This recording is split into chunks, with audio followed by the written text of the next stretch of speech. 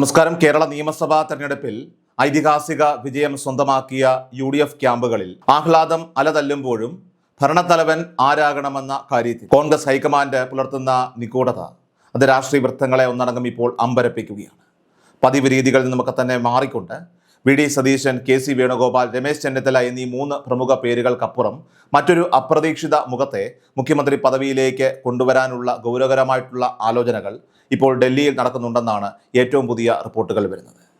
പട നയിച്ച നായകന്മാർക്കിടയിൽ ഒരു സമവായമുണ്ടാക്കാൻ കഴിയാത്ത സാഹചര്യത്തിൽ പാർട്ടിയിലെ ആഭ്യന്തര തർക്കങ്ങളൊക്കെ തന്നെ പരിഹരിക്കാനും അതോടൊപ്പം തന്നെ ഭരണത്തിൽ പുതിയൊരു ശൈലി കൊണ്ടുവരാനും ഹൈക്കമാൻഡ് കരുതി വച്ചിരിക്കുന്ന ആ നാലാമൻ അത് ആരായിരിക്കുമെന്ന ചർച്ചകൾ ഇപ്പോൾ കാട്ടുതീ പോലെ പടരുകയാണ്. മുഖ്യമന്ത്രി പദവിക്കായിട്ട് VD സതീശന് വേണ്ടി ഉയരുന്ന ജനകീയ ആവശ്യം കേരളത്തിൽ സമാനതകളില്ലാത്ത പ്രതിഭാസമായിട്ട് മാറിയിരിക്കുകയാണ്. കഴിഞ്ഞ 5 വർഷം നിയമസഭയിൽ പ്രതിപക്ഷ നേതാവ് എന്ന നിലയിൽ പിണറായി സർക്കാരിനെതിരെ സന്ധിയില്ലാതെ പോരാട്ടം നയിച്ച സതീശന് തന്നെ അധികാരം നൽകണമെന്ന വികാരം അണികൾക്കിടയിൽ ഇപ്പോൾ ശക്തമാണ്. പ്രത്യേകിച്ചും സോഷ്യൽ മീഡിയയിൽ അദ്ദേഹത്തിനായിട്ട് വലിയ രീതിയിലുള്ള ക്യാമ്പയിനുകളൊക്കെ തന്നെ നടക്കുമ്പോൾ തന്നെ കണ്ണൂർ മുതൽ എറണാകുളം വരെയുള്ള പ്രധാന കേന്ദ്രങ്ങളിലൊക്കെ തന്നെ പട നയിച്ചവൻ ഭരിക്കട്ടെ എന്ന മുദ്രാവാക്യവുമായിട്ട് കോൺഗ്രസ് പ്രവർത്തകർ ഇപ്പോൾ തെരുവിലിറങ്ങി കഴിഞ്ഞിരിക്കുകയാണ്.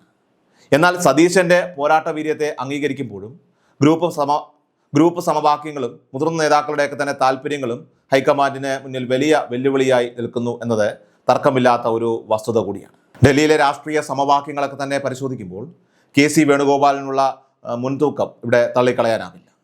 രാഹുൽ ഗാന്ധിയുടെ ഏറ്റവും അടുത്ത വിശ്വസ്തനും പാർട്ടിയിലെ ദേശീയ സംഘടനാ ചുമതലയുള്ള നേതാവുമായിട്ടുള്ള വേണുഗോപാൽ കേരളത്തിൻ്റെ മുഖ്യമന്ത്രിയാകുന്നത് വരാനിരിക്കുന്ന ലോക്സഭാ തെരഞ്ഞെടുപ്പിലും ദേശീയ തലത്തിലും പാർട്ടിയെ ശക്തിപ്പെടുത്താനായിട്ട് സഹായിക്കുമെന്ന് ഒരു വിഭാഗം ഹൈക്കമാൻഡ് പ്രതിനിധികളൊക്കെ തന്നെ വിശ്വസിക്കുന്നുണ്ട്. സംഘടനാ മികവിലും തീരുമാനങ്ങൾ നടപ്പിലാക്കുന്നതിലുമൊക്കെ തന്നെ വേണുഗോപാലിനുള്ള വേഗത കേരളത്തിലെ ഭരണനിർവഹണത്തിന് ഗുണകരമാകുമെന്നാണ് കേന്ദ്ര നേതൃത്വത്തിൻ്റെ കണക്കുകൂട്ടൽ.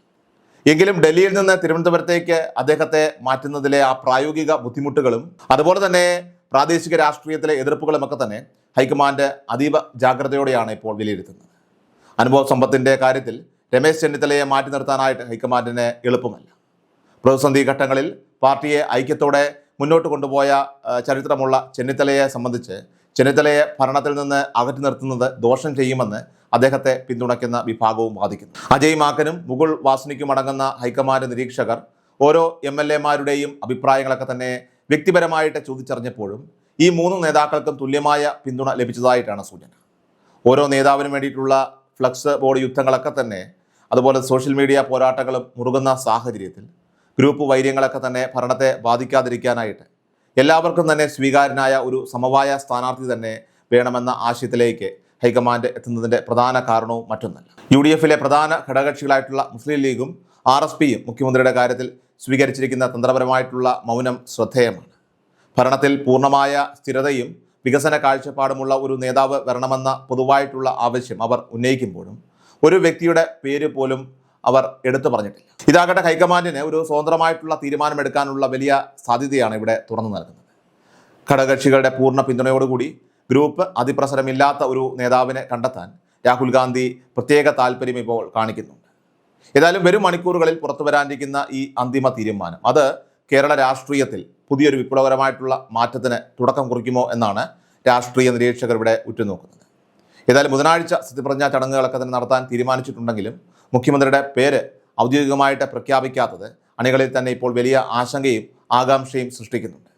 സംസ്ഥാനത്തെ പിണറായി സർക്കാരിൻ്റെ ഭരണവിരുദ്ധ വികാരത്തിനപ്പുറം ജനങ്ങൾ തന്ന ഈ വലിയ വിജയം തർക്കങ്ങൾ കാരണം പാഴാക്കി കളയരുതെന്ന കർശന നിർദ്ദേശമാണ് ഹൈക്കമാൻഡ് ഇപ്പോൾ നൽകിയിരിക്കുന്നത്. ഏതായാലും സോഷ്യൽ മീഡിയയിൽ നിലവിൽ ഇപ്പോൾ പ്രചരിക്കുന്ന ലിസ്റ്റുകളിൽ ഇല്ലാത്ത ഒരു ജനകീയ നേതാവ് മുഖ്യമന്ത്രി പദവിയിലേക്ക് വരുമ്പോൾ അത് കേരളത്തിലെ വോട്ടർമാർക്ക് ഒരു വലിയ സർപ്രൈസ് ആയിരിക്കും നൽകുക.